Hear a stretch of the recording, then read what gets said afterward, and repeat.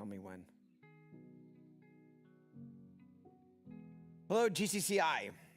Welcome to our sort of 1 week before election coverage. And what we're just trying to do is to help you be able to understand some of the key issues that are at stake in this election. Now, before we begin, I have to tell you that I, as a pastor here at GCCI, cannot tell you how to vote. And I won't tell you how to vote. All I can tell you to do is to vote morally and encourage you to vote. But what I'd like to do is to spend some time being able to explain some of the major points behind the issues that are at play in this election. To let you know what the major race is, that's the gubernatorial race, and help you understand some of the propositions that are on the ballot. Then allow you to be able to take whatever information I have and I'm presenting, and then decide whether you agree with me or whether you disagree with me, whether you would vote in a similar way or whether you decide to vote in whatever way that God has directed you to vote. Now, when I vote for a candidate, or when I say, like in some of these slides, a yes or a no, always remember that that's how I am voting on this particular proposition. It is not an instruction for you to vote that same way. The instruction is for you to carefully consider the issue, do any more research that you need upon this subject in order to make an informed decision. That's my prayer. I want all of us to be informed voters, not just driven by every whim of doctrine, as James says, but to seek wisdom of the Lord, to pray for it, and then do our best to understand the issues that are at play. This is what I'm attempting to do by explaining some of those issues here tonight. But you always want to go further. Never just take my word for anything. Always do your own homework in order to be able to make sure you understand the issues for yourself. And with that, let's begin. The big thing that I want to start with is looking at the Democratic platform here in California. There are a lot of things that the Democrats are saying in relationship to California that are just downright scary. And in our election cycle, you are not just voting for a person, but now more than ever, you're voting for a party and a party platform. See, a lot of the people today are not just having their own views, they're having their party's views, and that's how they're voting.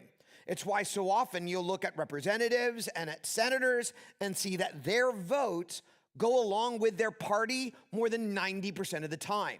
So it's always important that you look at key party critical issues, and here are some of the moral issues that I think we should consider in relationship to the Democratic Party.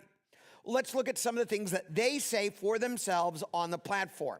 Everything that I have in these next couple slides are quotes directly from the cadem.org website, which allows you to be able to understand their positions on some of the major issues.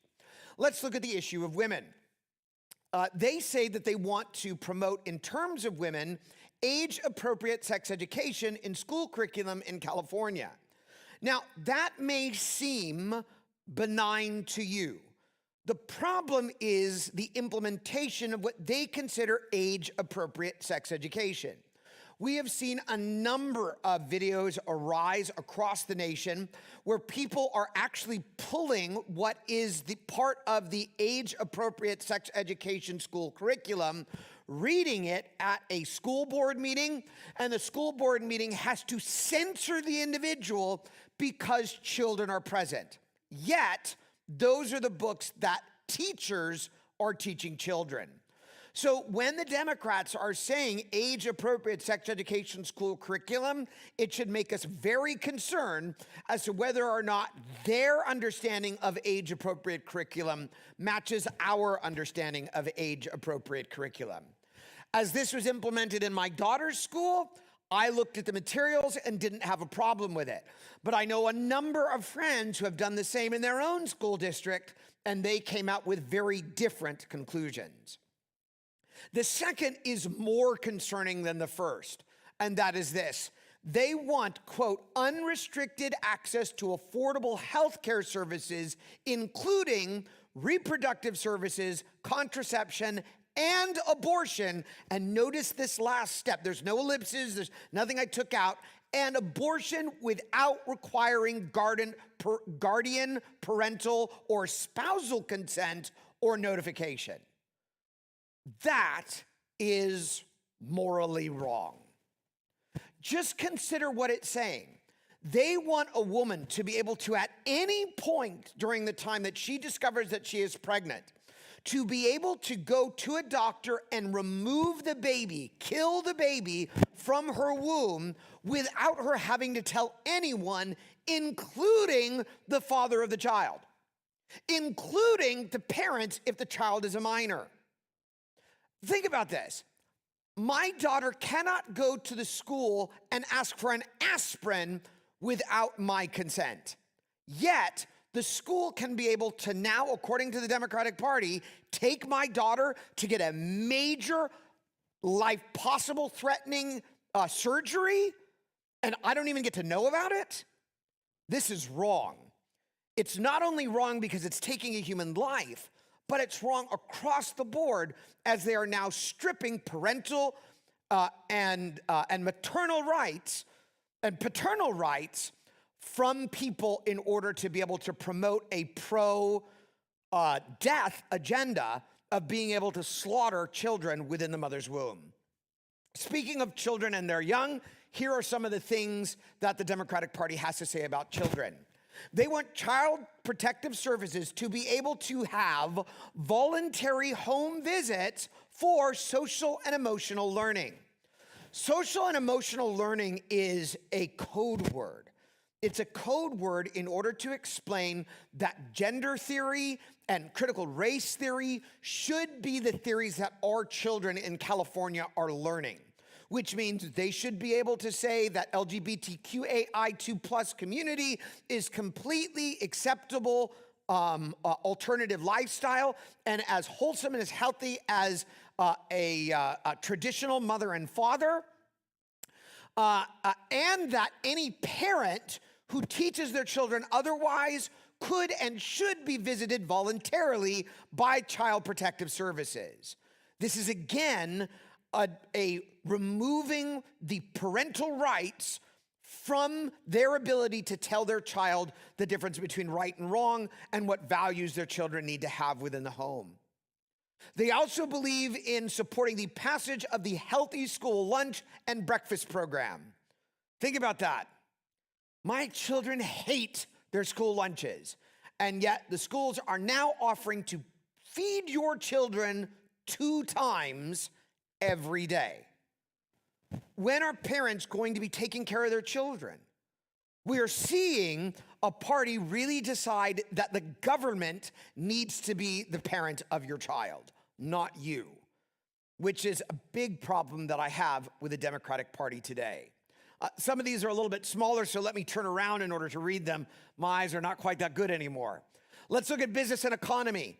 The Democratic Party says we also contribute to the tax base, support economic justice, and the redistribution of wealth. Economic justice and the redistribution of wealth. That's what our California Democratic Party supports, which means they're interested in taxing you more in order to be able to give that money to the quote-unquote poor. The problem always is that when the government takes our money for whatever program that they try to create, they almost always do a horrible job. Let's look at the second point underneath business and economy. They want to remove the 2/3 vote threshold for taxes and replace it with a 55% vote. Well, we created a law that says in order for the state of California to raise our taxes, they need to have a supermajority within the House and Senate or the House and the Assembly, the Senate and the Assembly in California. But they want to now take that away, repeal it, and say, no, only 55% are needed, so slightly more than the majority is needed in order to be able to pass a law. This guarantees that the state legislature can be able to increase our taxes at any whim. Not something that I'm exactly excited for. I have a very strong libertarian streak when it comes to taxes and do not want the government taking any more of my or your money. Let's look at energy and the environment. Climate change and other environmental issues present a clear and imminent threat to our planet and our public health. A clear and imminent threat? They're saying that the change of temperature is going to cause catastrophic disaster quite soon. In fact, according to AOC, that's Alexandria Ocasio-Cortez, she's a representative out of the state of New York, we have approximately 8 years left to live. This is ridiculous. The climate change is not going to cause this kind of disaster, nor do we need to be so worried about it that we're giving all of our money to the government in order to try to fight it. In order to continue with that policy, they want to urge a California Green New Deal that prioritizes onshore and offshore wind and solar. There's a lot that I can say about wind and solar. The first that I'll say is I have solar panels on my home. We have solar panels on our church. Nothing wrong with solar panels at all. The problem is when that's our main source of energy, because it's not consistent. There are days when the sun doesn't shine, yes, even here in California, and there are days when the wind doesn't blow, which means if you're banking everything upon something that's intermittent, sunshine and solar, you better have an energy source that's trustworthy in order to be able to back it up. But they're not willing to build nuclear, which means they're going to have to commit to still being able to burn fossil fuels. And that goes against their own agenda, which means they can't live up to their own expectations, and it's only going to cost us more money for their inability to see far enough ahead. They want to commit to environmental justice. Anytime you put a qualifier in front of a major concept like justice, you're no longer talking about justice. What is environmental justice? How am I doing something right or wrong in relationship to the environment? See, it doesn't make any sense. Justice has to do with a crime being committed and righting that error, righting that injustice. But that's not what's happening here.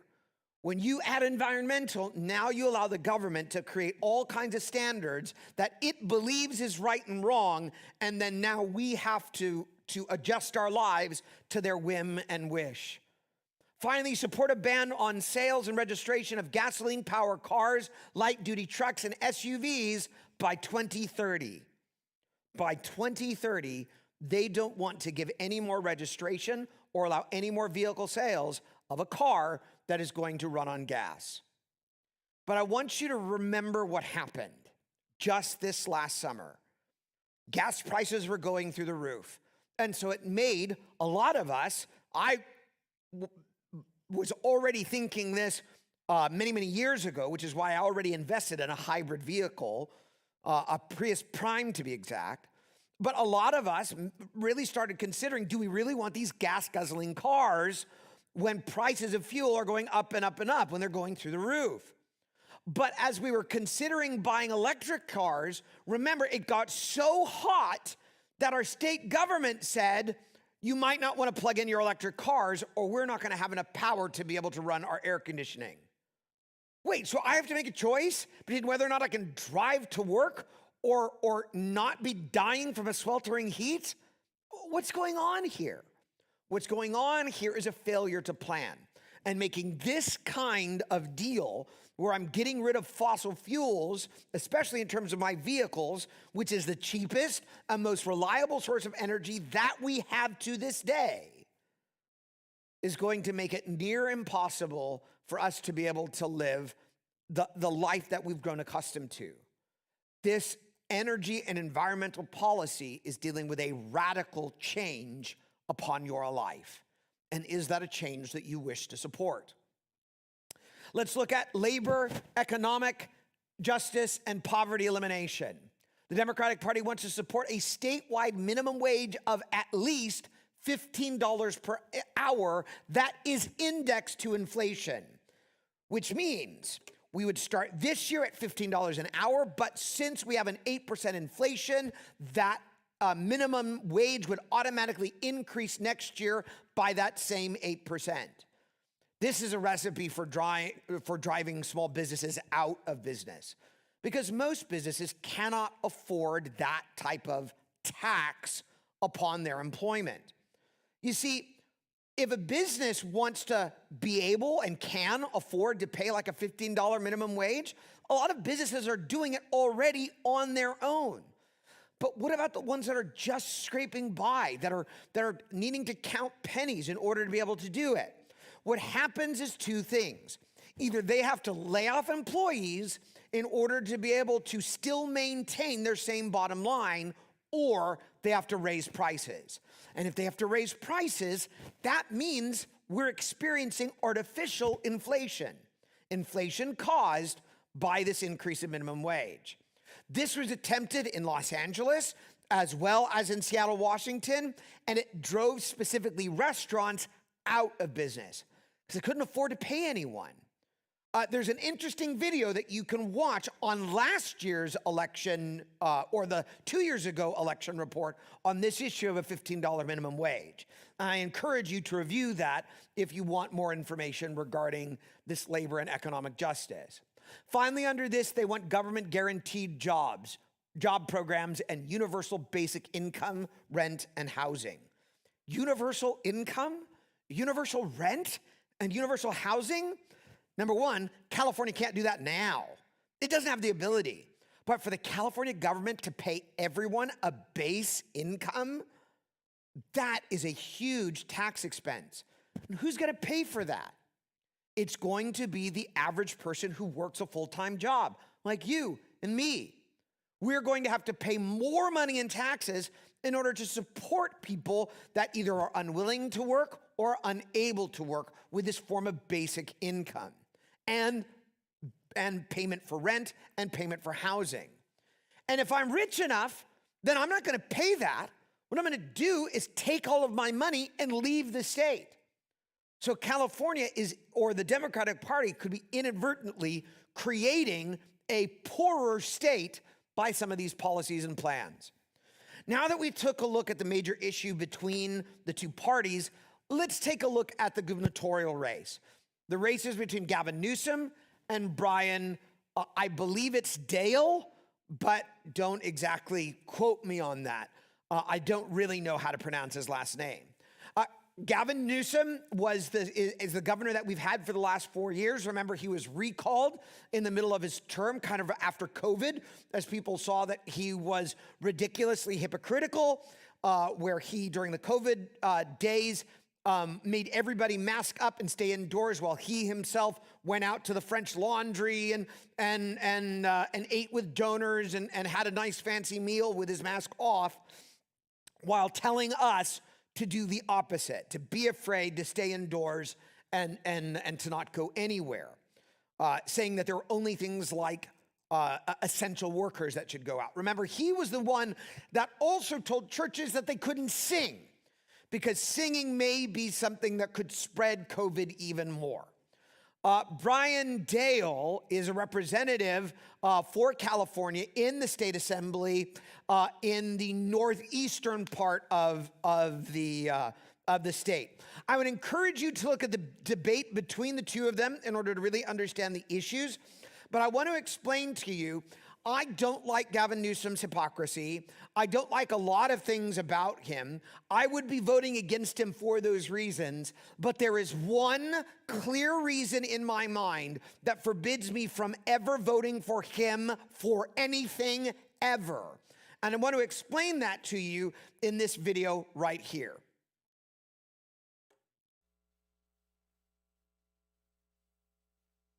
Well, today the governor signed 13 of 15 bills addressing abortions here in California. These bills were sponsored by the California Future of Abortion Council, formed by Governor Gavin Newsom before the Supreme Court ruled abortion would be a state issue. So these bills, along with a new website promoting California as a sanctuary state for the procedure, but some say this is the wrong move for California and women's health care. KOSI's Ginger Jeffries has more.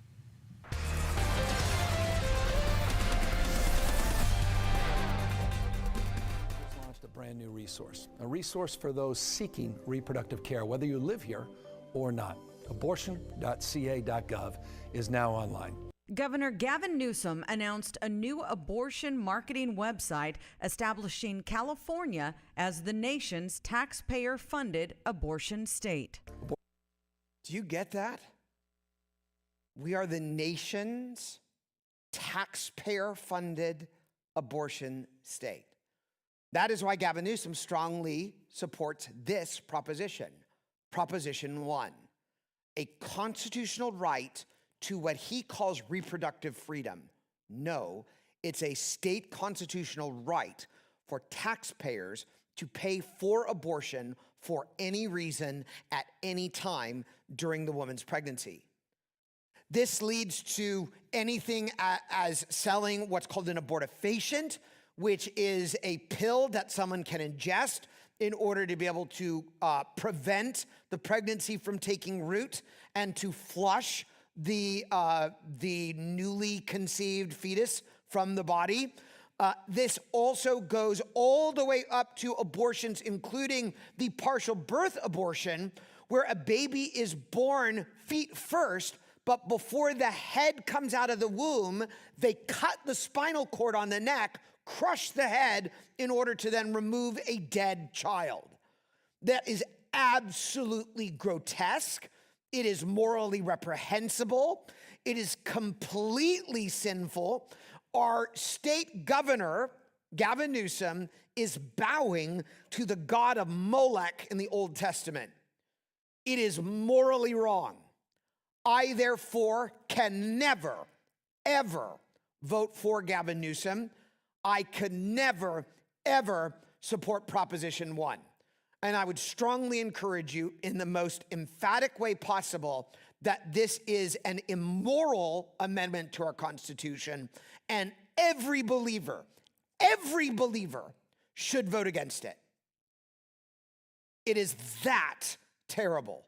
So please, please, please drastically consider the moral consequences of saying yes to something that is so reprehensible, which is why on Proposition 1, I am clearly voting no. Because remember, the reason why I'm voting no on Proposition 1 is because you are killing a separate human life. That child is not part of the mother. That child is within the mother, but is not part of the mother. The mother supports the child in her womb, just as a mother has to support a baby outside the womb. That life is a person and therefore has value. Because the child is human and because the child is living, it should be protected by our laws as being a separate person and protected, given the same rights that you and I have of life, liberty, and the pursuit of happiness.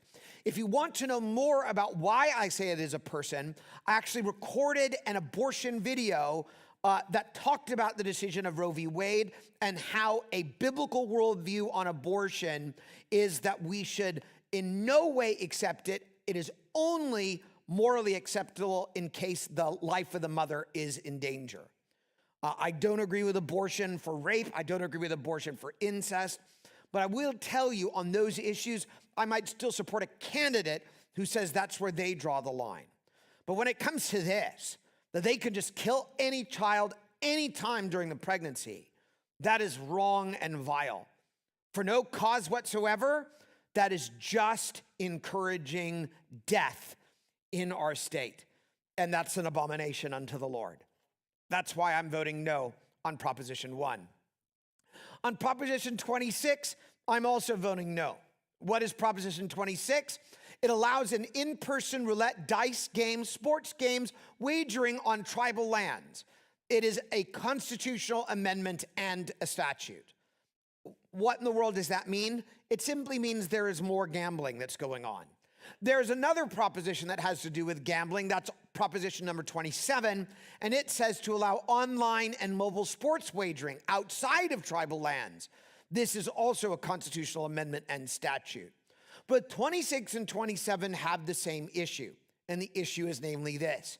They're going to increase gambling within the state of California. But there's a well-known clinic in California called the Mayo Clinic, and it treats addiction. This is where you go for alcohol addiction or for drug addiction. in order to try to receive medical care to help you be able to kick those bad habits. Well, guess what? The Mayo Clinic also has treatment for gambling addiction. And they define it as this: compulsive gambling, also called gambling disorder, is the uncontrollable urge to keep gambling despite the toll it takes on your life. If we allow more gambling on more tribal lands and more gambling on our phones and electronic devices, we're encouraging this compulsive gambling, this gambling addiction, to be a real problem within the state of California. I don't want to see that increase, so I'd like to keep gambling from not increasing as much as possible, which is why I'm going to be voting no on Prop 26 and Prop 27. My view is addiction is problematic because addiction means that something else, in effect, is in control of you. And I, as a believer, only want God to be in control of me.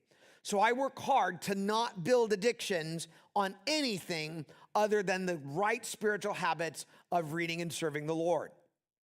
So for me, again, 26 and 27 are a no. 28, to provide additional funding for arts, music, and education in the public schools. This is also a statute. This is not a constitutional amendment. But you might be saying, but Pastor Daniel, why do you again have a no? Why are you voting no on this issue? If you want to know more about this, you can go to this website called prageruniversity.com and look at the video, Fund the Children, Not the Schools. Especially here in the state of California, the money that we give for schools doesn't exactly go to the schools. It first goes to the states, who then have all of these state boards in order to monitor our education system across the state. Then it filters down to the districts. And you have a lot of districts that then use that money in order to fund their bureaucracies. And then finally it gets to the schools. You have some schools that are spending multiple thousands of dollars per child, but almost none of that money is making its way into the classroom. It's supporting principals, principal salaries, principal funds, principal projects. It's funding principal secretaries, administrative overhead, not classroom resources.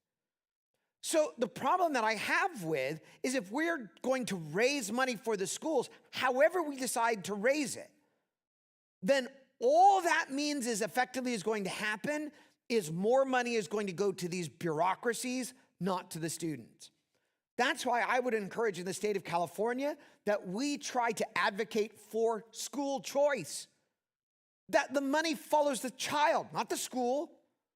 And that when a child wants to be homeschooled, or a child wants to go to a religious school, or a child wants to go to a charter school, that's where the money goes as well. That creates, and here's the key, educational competition. And I'm okay with competition causing some businesses to fail. So why wouldn't I be okay with some competition causing failing schools to just fail? But if we're just supporting schools that are not teaching our children, they're not teaching them how to read, they're not teaching them how to write, they're not teaching them basic math skills, they're instead teaching them critical race theory and gender theory, why do I want my tax dollars to go to that? And then to top it off, to go to that and then have them learn arts or music. Our public education school in California is breaking down. A lot of the high schools are still doing a pretty decent job, but a lot of the elementary schools are not teaching our children appropriately. It's one of the reasons why in California the homeschooling movement has exploded, especially during COVID. Parents actually saw on their video screens what their children were learning, or what I should say, they're not learning. And parents said, no way, I'm done with this. So I encourage you to look at that video to see how school choice is also opposed by the teacher union and how they're afraid of it because it limits some of their power and control. I want to give you, the parent, power and control over your child where they go to school and let you make the best choice for your children, not someone back in Sacramento. Let's look at Prop 29. Do you see a pattern yet? Prop 29 is also a no for me. And here's what it says. It requires on-site licensed medical professionals at kidney dialysis clinics and establishes other statute requirements. This is a statute, not a constitutional amendment. This is basically allowing the government to establish rules and regulations on kidney dialysis clinics. Now, you might hear some horror stories, and especially on the media, of people saying, oh, this is a dirty place, or this is an awful place, or you don't want to go here, it's dangerous. Some of those stories may, and I do emphasize the word may, have some merit. But here's the issue. Do you want, again, the government to control what and how you're going to get treated for different diseases or problems with your kidney? I want the government as far away from my medical choices as possible. Prop 30 also is a no for me, and it has a similar problem to it that I'll explain in just a second. Prop 30 provides funding for programs to reduce air pollution and prevent wildfires by increasing tax on personal income over $2 million. This, again, is a statute. This is saying we want to fight wildfires, that we want to fight air pollution. And the way that we're going to do it is we're going to tax the rich. Question: if you were making an income of $2 million and you had the ability to keep that income, do you think you're going to allow the government to tax you more, or do you think you might want to go someplace else where it has a much better taxation structure? This is why Elon Musk, who had his car company, Tesla, here in California, moved to Texas because of these types of initiatives. It's the government trying to take more money from the quote-unquote rich. But it's never going to work. Just to tax people over $2 million a year is never going to give them the money that they want in order to do the things that they're claiming in this bill. Here's what I also want to tell you. We already know how to prevent wildfires. We just don't. We know how to be able to cultivate underbrush in order to prevent it from being able to explode like a tinderbox. But environmental lobbyists prevent firefighters and forest rangers from doing what they need to do to prevent these horrific wildfires because they're worried about some rat that might live in the underbrush. We are not managing our resources well here in the state of California. So just giving the government more money is just allowing for more abuses. This is why I live generally by this principle. The bigger the government, the smaller the individual. The smaller the government, the bigger the individual. See, if I give all of my decisions over to Sacramento or to Washington, D.C., then I don't have a lot of control over my life. That makes me very small indeed. I am at the mercy of the federal or state government. But if government doesn't affect me that much, then I can make my own choices. And the truth is, the American public, you, make far better choices than the government ever does. There's been lots and lots of studies to show how private organizations and private industry does everything other than the military a lot better than the federal government. It does it a lot better than the state government. This is why the state government has actually turned over a lot of our freeways to toll roads so that other people are managing it because Caltrans does not do a great job. So my principle, bigger the government, smaller the individual, smaller the government, bigger the individual, makes me say that anytime the government is asking for more money or more power, simply say no. Because the bigger the government gets, the smaller I become, and the less I control my own life and destiny. Again, I want you to have power over your life and over your homes, which is why I say no to giving the government any more money or power. Finally is Prop 31. And as you can see, I don't have a yes or no on this. I'm leaving it largely up to you. I have two problems. I have one problem that says I should vote yes on Prop 31, and I have another problem that says I should vote no on Prop 31. Here is Prop 31. It's a referendum on the 2020 law that would prohibit the retail sale of certain flavored tobacco products. We do not allow sugar or honey or mint or other flavored tobacco products to be sold. And the supposed reason that we do not allow these to be sold is because those become enticements in order to have children start to smoke. And that increases their risk of addiction. Remember, I don't want to see addiction to anything increase here in our state, which is why I might want to vote no on Prop 31, because I like the fact that the state is actively trying to prevent children from getting addicted to cigarettes.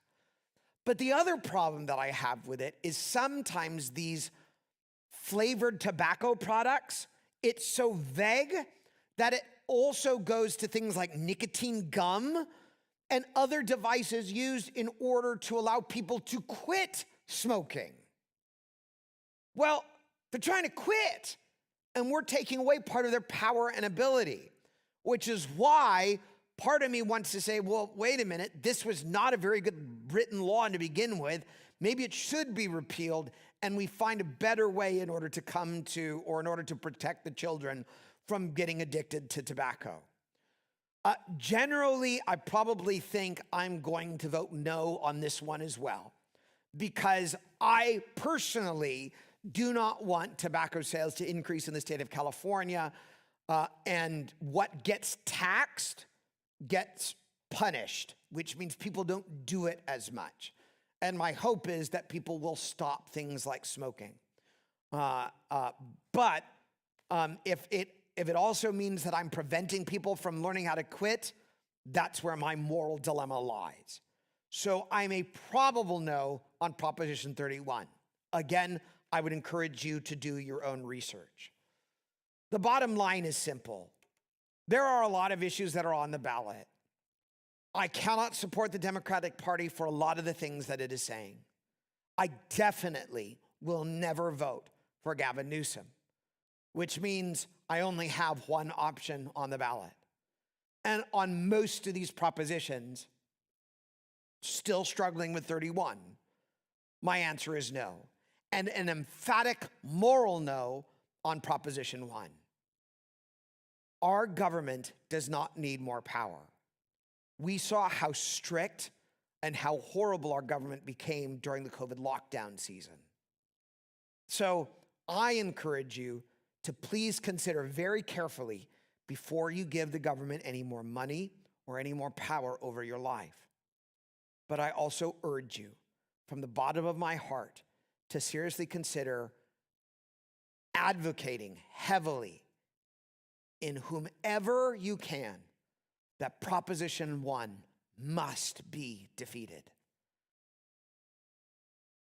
If Proposition 1 is passed, I firmly believe that California deserves the judgment of the Lord. And I don't want to see that happen to my state. But to be able to say that we can and should kill children for any reason before they're born, all the way up to the point at which they're born, is an evil that's not even done in almost every country in Europe. There are only 2 countries in the world that have such permissive statements within their laws regarding abortion.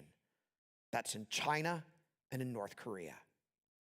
Do we really want to be a government that follows those countries as examples? I don't. Otherwise, we truly will be living in the People's Republic of California, not the state of California.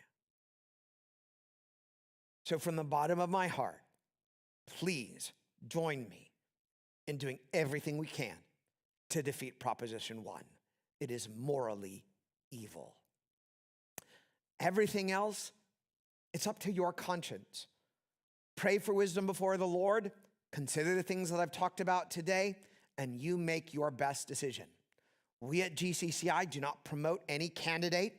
We only want to allow you to get the most information possible in order to make the best decision possible. So may God bless you and guide you in this election.